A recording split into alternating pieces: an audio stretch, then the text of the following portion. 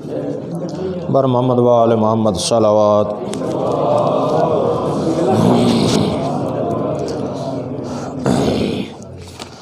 اعوذ باللہ من الشیطان اللعین الرجیم، بسم اللہ الرحمن الرحیم۔ الحمد للہ والصلاة علی اہلہا، بسم اللہ الرحمن الرحیم۔ یا ایہا الذین آمنوا اذا قمتم الی الصلاة فاغسلوا وجوہکم وایدیکم الی المرافق وامسحوا برؤوسکم وارجلکم الی الکعبین۔ بر محمد و آل محمد صلوات۔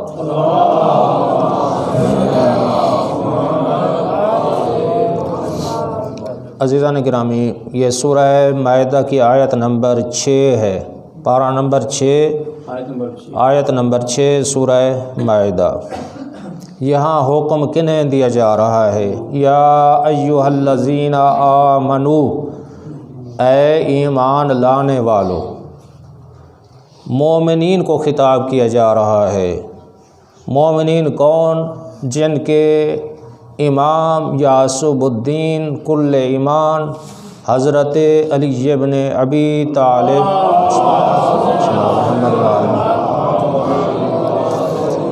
امیر المومنین ہیں۔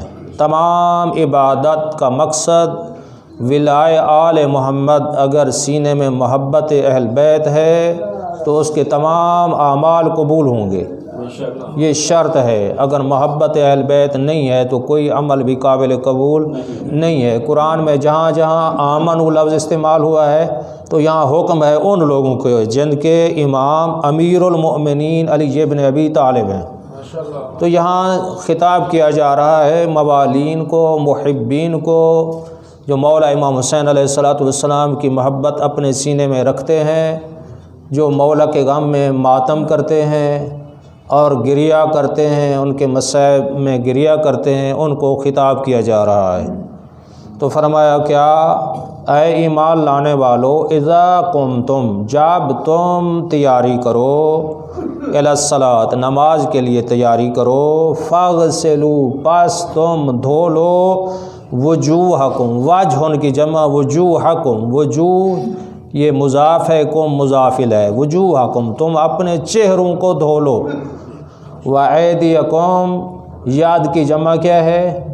ایدیہ، ایدیہ جمع کا صیغہ استعمال ہو رہا ہے، ایدیکم، اور دھو لو اپنے ہاتھوں کو، الی المرافق، الی بمانا ما ہے، ما مانا سمیت، یعنی کوہنیوں سمیت، الا بمانا حروف جارہ میں سے مختلف الہ کے معنی ہیں، یہاں اس کا معنی مع ہے، میم عین ما، یعنی کوہنیوں سمیت، کوہنیوں سمیت دھو لو۔ دو دھونے یہاں پہ حکم دیا جا رہا ہے۔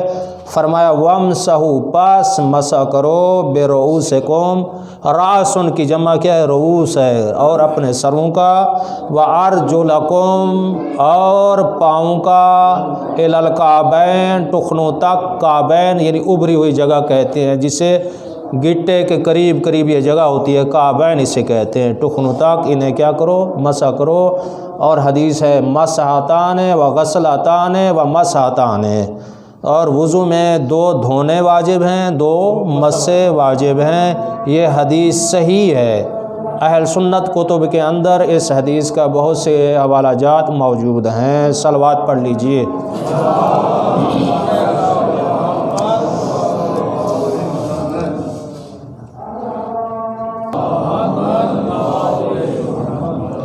جن میں سے 2 چیزیں اہم ہیں، اور دھونے میں ساری تفصیل بیان نہیں کی جا سکتی، لیکن ظاہر ہے اگر وضو صحیح ہوگا تو نماز صحیح ہوگی۔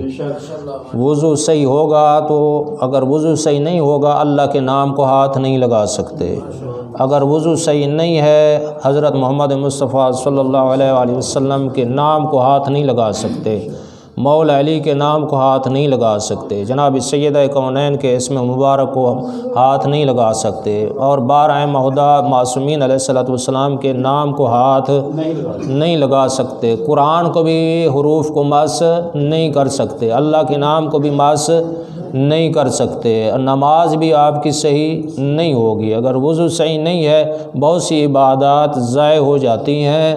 اصل یہی چیز ہے کہ وضو صحیح ہوگا تب نماز صحیح ہوگی۔ یہ بہت فقہی مسئلہ ہے۔ فقہی مسائل ہمارے اندر کوئی اس طرح سسٹم ہونا چاہیے کہ فقہی مسائل بیان کیے جائیں۔ در سے خارج ہوتا ہے مجتہد بنتا ہے فقہی مسائل بیان کرنے کے لیے۔ یہ طالب علم سفر کرتے ہیں، قوم پڑھنے کے لیے جاتے ہیں، نجف پڑھنے کے لیے، کسی دور میں لکھنؤ میں بھی جاتے تھے مدارس میں یہ فقہی مسائل حاصل کرنے کے لیے، جسے ہم لوگ پسند نہیں کرتے۔ یہ غلط طریقہ ہمارے اندر رائج ہو چکا ہے۔ اگر ہمارے جو فرائض ہیں، جو فقہی مسائل ہیں جن کا حاصل کرنا فرض ہے، واجب ہے، اس لیے کہا گیا 60 یا 70 سال کی عبادت سے عالم دین کے پاس ایک لحظہ بیٹھنا 60 یا 70 سال کی عبادت سے افضل ہے۔ کیوں ہے؟ تاکہ حلال حرام کا پتہ چلے۔ تو یہ ساری چیزیں کہاں پہ بیان کی جائیں گی؟ کون سا ہمارا جگہ ہے جہاں پہ یہ فقہی مسائل بیان کیے جائیں؟ یہ ضروری مسائل ہیں جن سے تمام جو روز مرہ میں مسائل ہمیں درپیش ہیں، تمام سے آگاہی ہمارے اوپر فرض ہے۔ تو اس لیے عزیزان گرامی، تو یہ اہم سے مسائل ہیں اور میں پوری کوشش کروں گا کہ یہ ضروری مسائل بیان کیے جائیں۔ وضو میں ساری تفصیل بیان نہیں کی جا سکتی ٹائم کے قلت کے باعث، کچھ ضروری چیزیں میں بیان کرنا چاہتا ہوں۔ اور 2 دھونے جو ہیں کلی کرنا مستحب ہے، ناک میں 3 مرتبہ پانی ڈالنا مستحب ہے، کلی بھی مستحب ہے۔ اور چہرہ کتنا دھونا واجب ہے؟ 2 دھونے ہیں نا، چہرہ کتنا دھونا واجب ہے، اس کی تعین کیسے کیا گیا ہے، اس کی حد بندی کیسے کی گئی ہے۔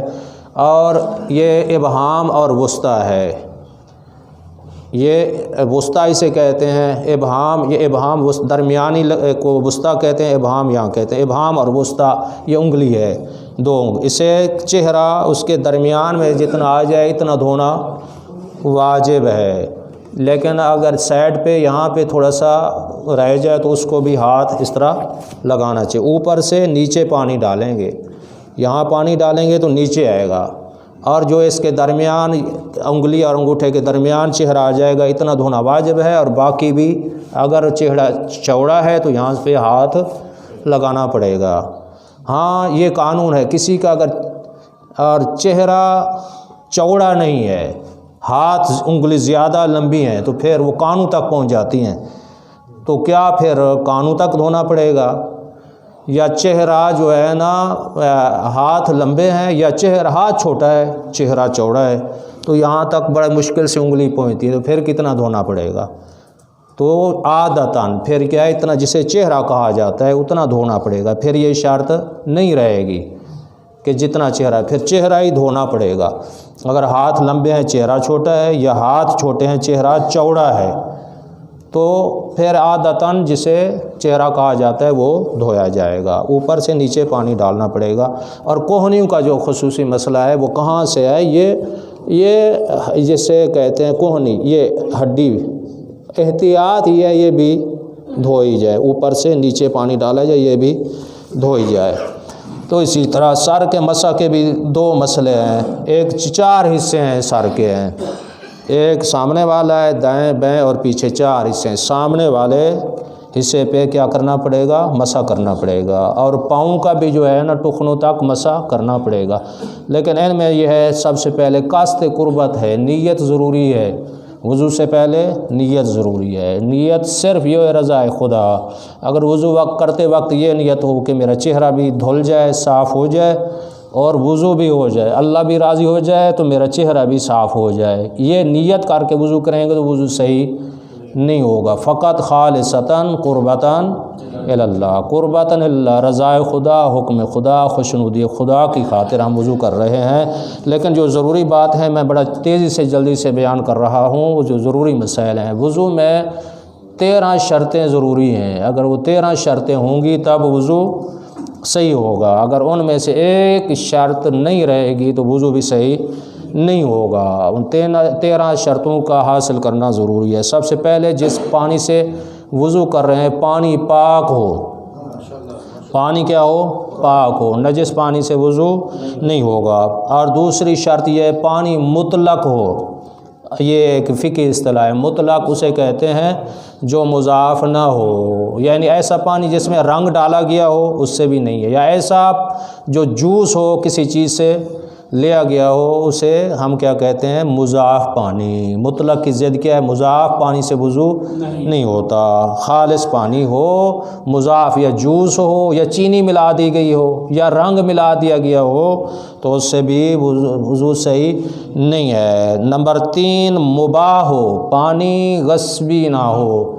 اگر کسی کا پانی آپ نے غصب کر لیا اسی سے وضو کیا تو وضو صحیح نہیں ہے۔ نمبر 4 پانی کا برتن مباح ہو، جس سے آپ کر رہے ہیں کیا وضو کر رہے ہیں وہ غصبی نہ ہو، کسی سے غصب کیا ہے اپنے پاس رکھے ہوئے برتن اور اس سے وضو کیا تو وضو صحیح نہیں ہوگا۔ نمبر 5 پانی کا برتن سونے اور چاندی کا نہ ہو۔ سونے کا برتن ہو اسے وضو نہیں کر سکتے، چاندی کا برتن ہو اس میں وضو کرنا صحیح نہیں ہے۔ یہ سارے جو میں چیزیں بیان کریں معصومین علیہ الصلوۃ والسلام کی احادیث کے اندر یہ ساری وضاحت موجود ہے۔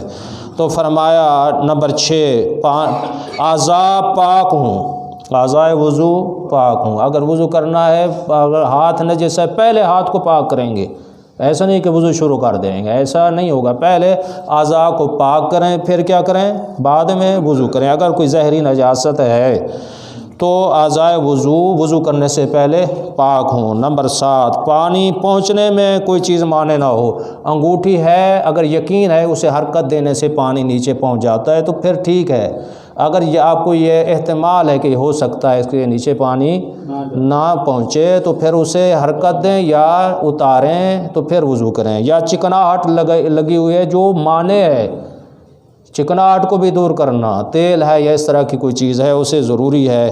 تو فرمایا تو کیا پانی نمبر 7 کیا ہے؟ پانی کے پہنچنے میں کوئی چیز مانے نہ ہو۔ نمبر 8 یہ قصد قربت ہو، رضائے خدا، خوشنودی خدا کی خاطر ہو۔ نمبر 9 اور خود وضو کرے، کسی سے اختیاری صورت میں صحیح سالم ہے کہ وہ کہے کہ اپنے بیٹے کو بیٹا آپ میرے ہاتھوں پہ پانی ڈالو، کوئی تکلیف بھی نہیں ہے شرعاً، چاہے بیٹا بھی ہو چاہے نوکر بھی ہو جو بھی ہو، اس سے وضو اختیاری صورت میں قطعاً جائز نہیں ہے۔ اگر ایسا کرے گا تو وضو باطل ہو جائے گا۔ تو فرمایا نمبر 10 ترتیب ہو، یہ میں مسئلہ آغا سستانی کی توضیح سے بیان کر رہا ہوں۔ تو یہ ترتیب ہو، ترتیب ہے، پہلے کیا ہے؟ چہرہ ہے، پہلے اگر ہاتھ دھو لے بعد میں چہرہ دھو، یا پہلے پاؤں کا مسح کر لے بعد میں سر کا مسح کر، ترتیب الٹ ہو گئی نا، ایسا کرے گا تو وضو ختم ہو جائے گا۔ پانی مضر نہ ہو، پانی زخم ہے ڈاکٹر کہتے ہیں اسے پر پانی ڈالے گا تو پھیل جائے گا، حرام بھی ہے گناہ بھی ہے وضو بھی باطل ہے۔